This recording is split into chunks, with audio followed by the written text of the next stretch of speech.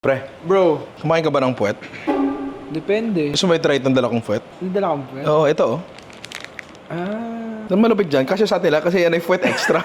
Bro, sabay-sabay tayong kakain ng puwet, ha? Oo! Inamoy ko lang yung puwet! Pero tingnan niyo yung puwet ng malapitan. Para siyang sausage siya tuyo. Excited na akong tumikim ng puwet. Dahan-dahan nating ibubulat-lat yan.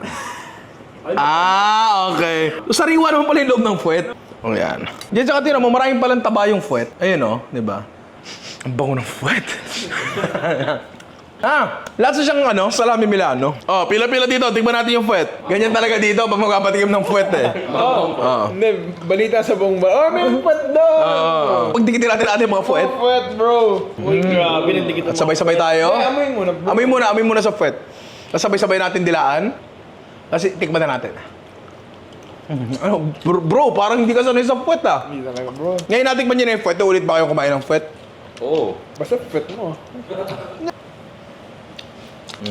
Ano masasabi niyo sa puwet? Makunat yung puwet, ah. Makunat yung puwet. In all seriousness, para lang siyang salami Milano. Medyo strong yung lasa niya. Na medyo, paano ko ba explain to? Fermented, cured. Matapang yung lasa niya actually. Ang feeling ko, masarap tong ilagay sa ewan ko siguro sa charcuterie board. Try nyo pre, baka makakita kayo ng puwet dyan. Kaya yung tikman, sarap.